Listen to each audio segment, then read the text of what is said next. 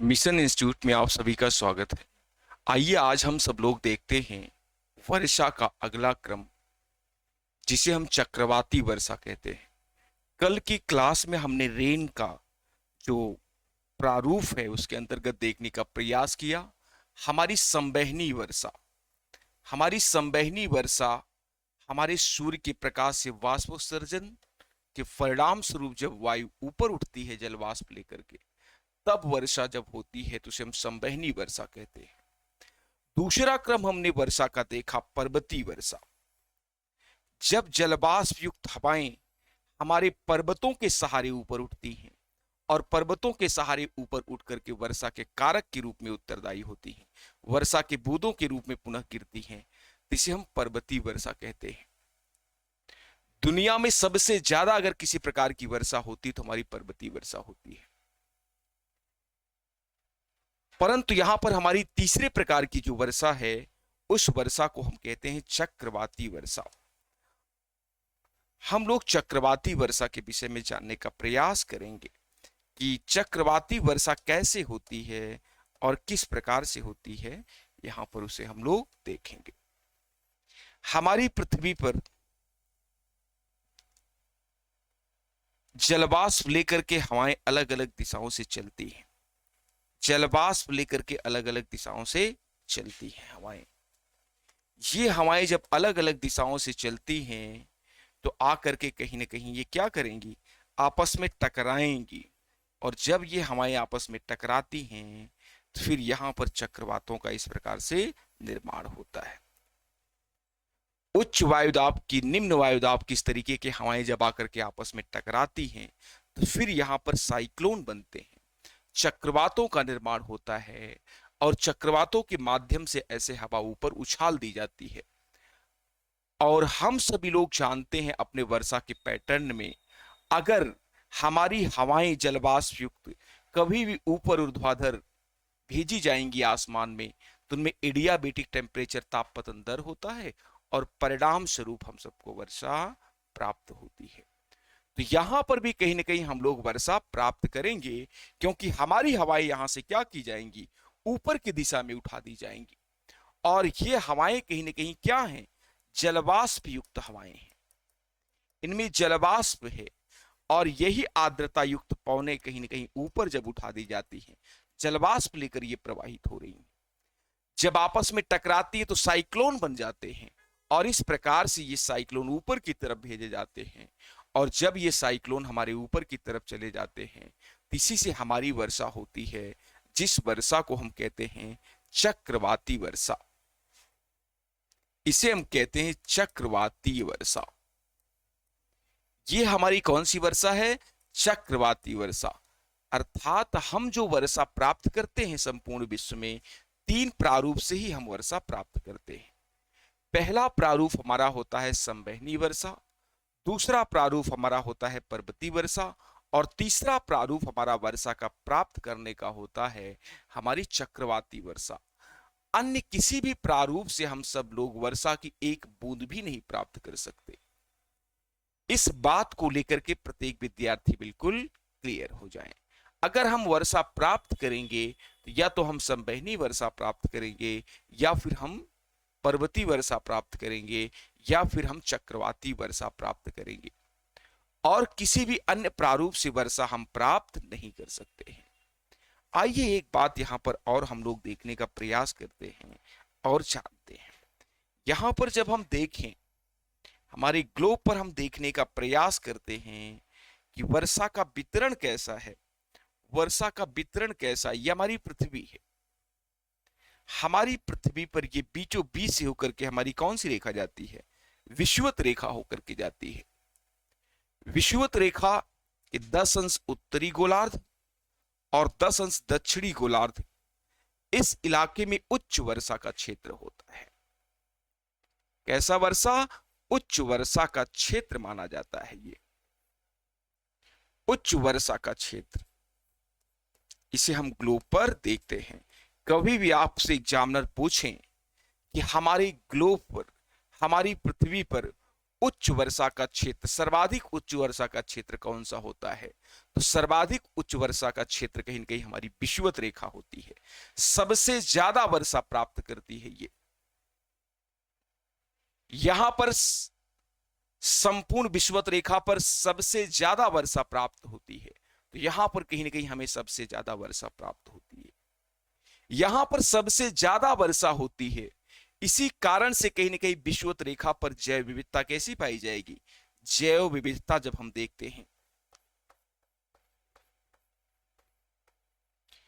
जैव विविधता हमारी यहां पर सर्वाधिक पाई जाती है, सबसे ज्यादा जैव विविधता का केंद्र होता है, और इसे दुनिया का फेफड़ा कहा जाता है।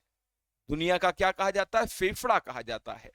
दुनिया के लिए ऑक्सीजन की आपूर्ति कहीं ना कहीं कौन करता है? दुनिया के लिए ऑक्सीजन की आपूर्ति कहीं ना कहीं हमारा विषुवत रेखी प्रदेश करता है, इसीलिए इसे दुनिया का फेफड़ा कहते हैं, संपूर्ण दुनिया का इसे फेफड़ा कहते हैं। लेकिन आज ये कहीं ना कहीं संकटग्रस्त है। जिन राष्ट्रों में ये वनाच्छादन है, जिन राष्ट्रों में ये एरिया आता है, उसमें हमारा प्रमुख राष्ट्र ब्राजील है। ये सारे के सारे राष्ट्र अब ये कह रहे हैं कि अब हम इन वनों का आर्थिक उपयोग करेंगे। कैसा उपयोग करेंगे? आर्थिक उपयोग करेंगे इन वनों का। और आर्थिक उपयोग कैसे होगा? क्योंकि ये वन बहुत डेंस हैं, इतने सघन वन हैं कि इनमें आना जाना भी संभव नहीं है। जब तक हमारे पास आधुनिक प्रौद्योगिकी नहीं थी वनों को काटने की, इन वनों को काटना भी बहुत मुश्किल था। लेकिन आज के दौर में हमारे पास आधुनिक मशीनें आ गई हैं, जिसके माध्यम से हम आसानी से इलेक्ट्रॉनिक मशीनों के माध्यम से इनको काट सकते हैं, इन वनों को। तो ऐसे में ब्राजील कह रहा है कि हम इन वनों को अपनी भूमि पर रखे हुए हैं और संपूर्ण दुनिया ऑक्सीजन ले रही है, और हमारी भूमि कहीं ना कहीं क्या हो रही है? इस पर खेती होती, इस पर अन्य गतिविधियां होती, हमारी आर्थिक गतिविधियां, तो हमारे लिए कहीं ना कहीं ये आर्थिक संसाधन का काम करते, आर्थिक रूप से हमें मजबूत करते।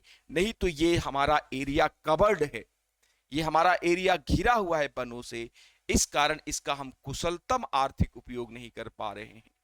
इस कारण से इन वनों को हम क्या करेंगे? काटेंगे, और काट करके इनको हम समतल बना करके कृषि योग्य भूमि में तब्दील करेंगे। ऐसा यहां पर कह रहा है ब्राजील राष्ट्र। और फिर कहीं ना कहीं ये बातें सामने आ रही हैं, और ये दुनिया के लिए चिंता का विषय है। ब्राजील की एक शर्त और है, यदि हम इन वनों को उसी शर्त पर नहीं काटेंगे जब दुनिया के लोग हमें कहीं ना कहीं क्या करें? इसके एवज में कुछ दें, इसके एवज में हमें कुछ दें, तभी उसी शर्त पर हम इन वनों को रखेंगे, अन्यथा हम इन वनों को कहीं ना कहीं काटे, समाप्त करेंगे, कृषि योग्य भूमि में तब्दील करेंगे। ऐसी बात कहीं ना कहीं यहां पर सामने आ रही है। तो इन वनों को लेकर के ये संकट की स्थिति कहीं ना कहीं अच्छी बात नहीं है। तो हमारे ये वन यहां पर ज्यादा सघन वन कैसे हुए? क्योंकि यहां पर डे सायं 4 बजे संवहनी वर्षा होती है। सायं 4 बजे आप जब देखेंगे, सायं 4 बजे यहां पर कौन सी वर्षा होती है? संवहनीय वर्षा होती है। यहां पर हमारे सूर्य के सूर्यातप से, हमारे सूर्य के सूर्यातप से ऊष्मा प्राप्त करके, ऊर्जा प्राप्त करके, तापमान प्राप्त करके, यहां पर मौजूद जल की बूंदें जल सब जलवाष्प में परिणित होकर के आसमान में जाते हैं, और आसमान में जाने के क्रम में इनका एडियाबेटिक तापपतन दर होता है, और जब इनके अंदर एडियाबेटिक तापपतन दर होता है तब ये कहीं ना कहीं संघनन होता है, और संघनन के परिणाम स्वरूप वर्षा होती है। इनकी सापेक्षिक आर्द्रता में वृद्धि आती है। जब इनकी सापेक्षिक आर्द्रता में वृद्धि आती है तो संघनन होता है, और संघनन के परिणाम स्वरूप हम लोग वर्षा प्राप्त करते हैं। इस प्रकार से यहां पर कहीं न कहीं वर्षा होती है, और पर डे सायं 4 बजे यहां पर वर्षा की बूंदें टप टप गिरने लगती हैं। जैसे ही हमारी सूर्य की किरण मध्यम पड़ती है, धीमी पड़ती है, तो हमारे विषुवत रेखीय प्रदेशों में वर्षा होना शुरू हो जाती है। तो इस प्रकार से कहीं ना कहीं हमारी विषुवत रेखा पर सर्वाधिक वर्षा हम लोग प्राप्त करते हैं। और जहां पर ज्यादा वर्षा होगी वहीं पर विविध प्रकार के जीव जंतु और वनस्पतियों का विकास होगा कि नहीं होगा? वहीं पर विविध प्रकार की जीव जंतु और वनस्पतियों का विकास होना स्वाभाविक है। वहां पर विविध प्रकार की जीव जंतु और वनस्पतियों का विकास होगा और इसी को हम कहते हैं जैव विविधता। जब विभिन्न प्रकार की जीव जंतु और वनस्पति होते हैं, अलग अलग वैरायटी के होते हैं, अलग अलग जीव प्लाज्म के होते हैं, तो यहां पर कहीं ना कहीं ऐसे अलग अलग जीव प्लाज्म की वनस्पतियां, जीव जंतु सब पाए जाते हैं। इसी कारण से कहीं ना कहीं यहां पर अधिक जैव विविधता पाए जाने के कारण इसे दुनिया का हंटिंग प्लेस कहते हैं। इसे दुनिया का क्या कहते हैं? Hunting place of the world. इसे दुनिया का हंटिंग प्लेस कहते हैं, शिकारों की भूमि कहते हैं। कौन सी भूमि कहते हैं? शिकारों की भूमि कहते हैं।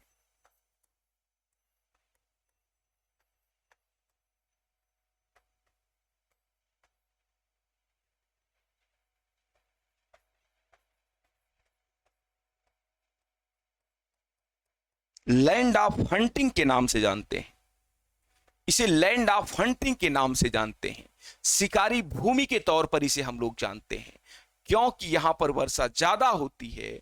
इस कारण यहां पर जीव जंतु और वनस्पतियों की संख्या ज्यादा पाई जाती है। इसी कारण से एक जीव जंतु दूसरे जीव जंतु का निरंतर शिकार करते रहते हैं, खाद्य जाल के एक दूसरे का शिकार करते रहते हैं और इस कारण से यहां पर शिकारों की प्रक्रिया जीवों की संख्या अधिक होने के कारण से बढ़ जाती है। इसीलिए हम दुनिया का इसे हंटिंग प्लेस कहते हैं, hunting place of the world इसे हम कहते हैं। तो ये बातें बिल्कुल ध्यान में रखनी है।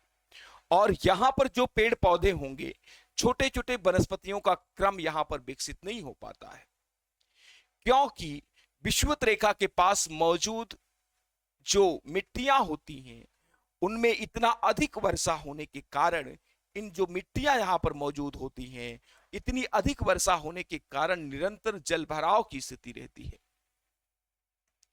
निरंतर जल मिट्टियों के ऊपर रहने के कारण से जो पोषक तत्व होते हैं हमारी भूपर्पटी में, हमारे क्रस्ट में, हमारे जहां पर खेती हम करते हैं, वो सारे के सारे पोषक तत्व हमारी मृदा के अधोस्तर में चले जाते हैं, अर्थात निच्छालित होकर निच्छालन प्रक्रिया से हमारी भूपर्पटी के निचले सनस्तर में चले जाते हैं, हमारे मृदा के निचले सनस्तर में चले जाते हैं।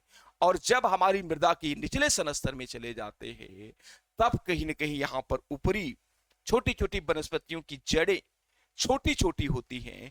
इस कारण से वो पोषक तत्व यहां से प्राप्त नहीं कर पाते हैं, और जब वो पोषक तत्व यहां से प्राप्त नहीं कर पाते हैं, तब उनका विकास यहां पर नहीं हो पाता है। तो यहां पर ऐसा देखने को मिलता है, यहां पर छोटी छोटी वनस्पतियों का क्रम नहीं विकसित हो पाएगा। छोटी छोटी वनस्पतियों की क्रम की अगर हम बात करें, छोटी वनस्पतियों का क्रम यहां पर नहीं देखा जाता, छोटी वनस्पतियों का क्रम यहां पर विकसित नहीं हो पाता। इस कारण से यहां पर ऐसे ही पेड़ पौधे विकसित हो पाते हैं, ऐसे पेड़ पौधों का ही विकास हो पाता है जिनकी जड़ें कैसी हो, गहराई में जाकर के पोषक तत्वों को ले पाए, अर्थात लंबे लंबे बितान और तने वाले पेड़ पौधे ही यहां पर देखे जाते हैं। अत्यधिक वर्षा के कारण इस विषय को सभी विद्यार्थी को ध्यान में रखना है।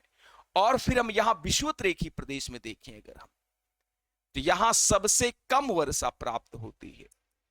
सबसे कम अगर हमारी पृथ्वी में कोई वर्षा प्राप्त करता है तो हमारा ये ध्रुवीय प्रदेश प्राप्त करता है। सबसे कम वर्षा इस प्रदेश में होती है, क्योंकि इस प्रदेश की हवाएं भारी होती हैं, आर्द्रता युक्त होती हैं, और जब ये भारी होती हैं और आर्द्रता युक्त होती हैं, तब ये कहीं ना कहीं ये हमारी हवाएं हमारे विषुवत रेखा पर बिल्कुल ऐसे आसपास इर्द गिर्द ही क्या रहती हैं, जमा रहती हैं, इकट्ठा रहती हैं, और ये ऊपर नहीं उठती हैं। और आप सभी विद्यार्थीगण जानते हैं, वर्षा होने के लिए कहीं ना कहीं हमारी हवाओं का ऊपर उठना बेहद जरूरी है। बहुत आवश्यक है कि हमारी हवाएं ऊपर उठें, तभी हम वर्षा प्राप्त कर सकते हैं, अन्यथा हम वर्षा प्राप्त नहीं कर सकते हैं। तो यहां पर जब हमारी हवाएं ऊपर नहीं उठेंगी तो हम लोग यहां पर वर्षा नहीं प्राप्त कर पाएंगे। इस कारण से सबसे कम वर्षा का क्षेत्र होता है। तो कारण कार्य को भी सबको ध्यान में रखना है। सबसे कम वर्षा का क्षेत्र यहां पर कहीं ना कहीं आपका ध्रुवीय प्रदेश होता है। यहां हम सबसे कम वर्षा प्राप्त करते हैं क्योंकि यहां पर आर्द्रता या नमी हमारी हवाओं में ज्यादा पाया जाता है। क्यों पाया जाता है, आइए इसको हम लोग यहां पर देखते हैं और समझते हैं। जब हम इस बात की पड़ताल करते हैं तब हमारे ध्यान में आता है हमारे इस क्षेत्र में सूर्यातप कम प्राप्त होता है। ये अपना सूर्य है। अपने सूर्य की जो किरणें होती हैं वो सीधा विषुवत रेखा पर पड़ती हैं। सीधा पड़ने का मतलब है कि यहां पर इंसुलेशन की मात्रा क्या हो जाती है, यहां पर इंसुलेशन की मात्रा कहीं ना कहीं आप देखेंगे तो ज्यादा हो जाती है। इंसुलेशन की मात्रा ज्यादा हो जाती है। यहां पर इंसुलेशन की मात्रा यहां पर ज्यादा हो जाती है। यहां पर अगर कहें हम सूर्यातप ज्यादा प्राप्त होता है जब यहां पर एकांक क्षेत्रफल पर एकांक समय में सूर्य से प्राप्त होने वाले ताप की दर ज्यादा है विषुवत रेखा पर। वहीं पर हमारे इस क्षेत्र में सूर्य की किरणें हमारी तिरछा पड़ती हैं। इस कारण से यहां पर सूर्यातप की मात्रा क्या है, कम है। यहां पर सूर्यातप की जो हम मात्रा प्राप्त करते हैं वो विषुवत रेखा की तुलना में बहुत न्यून प्राप्त करते हैं। जब यहां पर हम लोग उष्मा कम प्राप्त करेंगे तब यहां की हवाएं क्या हल्की हो पाएंगी, तो यहां की हवाएं हल्की होकर ऊपर नहीं जा पाती हैं, अपनी नमी को बरकरार रखती हैं, अपनी आर्द्रता को बरकरार रखती हैं। और जब इनमें आर्द्रता बहुत ज्यादा होगी तो क्या ये ऊर्ध्वाधर गमन कर पाएंगी, ऊपर जा पाएंगी, ऊपर नहीं जा पाती हैं और सब हमारे यहीं पर ध्रुवीय प्रदेश पर अवतरित रहती हैं, बैठी रहती हैं, जमा रहती हैं, इकट्ठा रहती हैं। एक्युमुलेशन इनका रहता है यहां पर। तो कहीं ना कहीं हमारी विषुवत रेखा पर, हमारे ध्रुवों पर ये हवाएं एकत्र रहती हैं, जिसके कारण यहां पर वर्षा प्राप्त नहीं हो पाती है और यहां पर वनस्पतियों का जो क्रम होता है वो उच्च स्तर पर विकसित नहीं हो पाता। अगर हम कहें तो यहां उच्च स्तर की वनस्पतियां नहीं विकसित हो पाती हैं, यहां पर टैगा और टुंडा टाइप वनस्पतियों का विकास हो पाता है। तो इस विषय को सभी विद्यार्थी को ध्यान में रखना है। हमारी वर्षा हमारी वनस्पतियों के प्रारूप को भी कहीं ना कहीं प्रभावित करते हैं। हमारी वर्षा हमारी अर्थव्यवस्था को भी कहीं ना कहीं प्रभावित करते हैं। अगर हमारे भारत में मानसूनी वर्षा ना हो तो कहीं ना कहीं हम देखते हैं कि भारत में मानसूनी वर्षा अगर नहीं हो, भारत में मानसून ना आए तो भारत की आर्थिक गतिविधि, इसकी इकोनॉमिक कंडीशन कहीं ना कहीं क्या हो जाती है, खराब हो जाती है। भारत की अर्थव्यवस्था में मंदी सा माहौल छा जाता है, क्योंकि जब हमारे किसान, हमारी ज्यादातर आबादी 65 से 64% आबादी कृषि कार्यों में संलग्न है और जब उसके हाथ में पैसा नहीं होगा तो वह अपने बच्चों की आवश्यकता की चीजें, अपनी निजी आवश्यकता की चीजें नहीं खरीदेंगे मार्केट से, उसमें कटौती कर देंगे। और जब वो मार्केट में नहीं जाएंगे तो मार्केट में एक प्रकार का बाजारों में सूनापन छाया होगा। तो कहीं ना कहीं हमारी अर्थव्यवस्था के परिचालन के लिए, हमारी आर्थिक गतिविधियों के संचालन के लिए हमारे भारत में मानसून का आगमन होना बहुत जरूरी है। और जब हमारे भारत में मानसून मजबूत होता है तो हमारे बाजारों में चहलकदमी रहती है, क्योंकि किसान कहीं ना कहीं बाजारों में पहुंचते हैं और व्यापक पैमाने पर परचेजिंग करते हैं, खरीदारियां करते हैं, और जिससे हमारी मार्केट एकदम आसानी तरीके से रोल करती रहती है, चलती रहती है। तो ये बातें बिल्कुल यहां पर ध्यान में रखने की आवश्यकता है। तो यहां पर हम लोग देख रहे हैं वर्षा का 3 हमारा प्रारूप होता है। एक प्रकार की वर्षा हमारी संवहनीय वर्षा, दूसरी हमारी पर्वतीय जो कि सारे विश्व में सबसे ज्यादा होती है, और तीसरे प्रकार की वर्षा हमारी कौन सी होती है? चक्रवाती वर्षा। विभिन्न वायुदाब की आर्द्रता युक्त हवाएं जब आपस में आकर के टकराती हैं और इनके टकराने के परिणाम स्वरूप साइक्लोन बनते हैं और हमारी हवाएं इस प्रकार से चक्कर काटते हुए ऊपर उठा दी जाती हैं, ऊपर उठा दी जाती हैं साइक्लोन के माध्यम से, और फिर इनके एडियाबेटिक टेम्परेचर दर में क्या आती है? कमी आती है। इनके एडियाबेटिक टेम्परेचर में कमी आती है, और जब इनके एडियाबेटिक टेम्परेचर में कमी आती है तो इनके अंदर मौजूद गुप्त उष्मा का ह्रास होता है, और जब इनके अंदर मौजूद गुप्त उष्मा का ह्रास होता है तब कहीं ना कहीं यहां पर सापेक्षिक आर्द्रता में वृद्धि होती है, और जब सापेक्षिक आर्द्रता में वृद्धि होगी फिर संघनन होता है, और संघनन के परिणाम स्वरूप हम सभी लोग चक्रवातों के माध्यम से वर्षा प्राप्त करते हैं। आप सब लोग गर्मी के दिनों में छोटे मोटे चक्रवात देखते रहते हैं अपने आसपास। जब ज्यादा तेज सूर्यदेव तप रहे होते हैं उस दौरान आप कभी कभी देखते हैं ऐसे बवंडर रूपी हवाएं ऊपर उठती हैं। यही हमारे छोटे हैं ये चक्रवात बवंडर के रूप में ऐसे ऊपर उठते हैं। और आपके प्रियजन, आपके अभिभावक कहते हैं, आप जब छोटे बच्चे थे तो आपको मना करते हैं कि इसके आसपास नहीं जाना है। दरअसल वहां पर क्या होता है, निम्न वायुदाब इस तरीके से क्रिएट हो जाता है और चारों तरफ से उच्च वायुदाब हवाएं घेर करके उस ऊपर उठा देती है, और इसमें शक्ति होती है। और आप जब छोटे बच्चे हैं तो आपका वजन 5 किलो है, 7 किलो है, इस प्रकार से हो सकता है कि ये हवाएं आपको क्या कर दे, ऐसे उनके चपेट में अगर आप आए तो आपको उठा करके 10 फुट, 5 फुट, 8 फुट ऊपर उठा करके फिर आपको जमीन पर गिरा दें, तो इससे आप अंग भंग हो सकते हैं। इसी कारण से आपके गार्जियन बराबर आपको चेतावनी देते रहते हैं कि जहां बवंडर आए वहां से सावधान रहता है, वो बुरी आत्माएं हैं। दरअसल ये बुरी आत्मा नहीं है, ये वही उच्च वायुदाब निम्न वायुदाब का यहाँ पर मैकेनिज्म काम करता है जिससे हवाएं ऊपर की तरफ उछाली जाती हैं। और इस तरीके से छोटे छोटे आपके उत्तर भारत में आप लोग देखते होंगे। तो हम लोग वर्षा के सारे प्रारूप को बेहद आसानी से कवर किए, और हम उम्मीद करते हैं कि हमारे प्रिय विद्यार्थियों को ये सब समझ में आया होगा। इसी के साथ जय हिंद, जय भारत।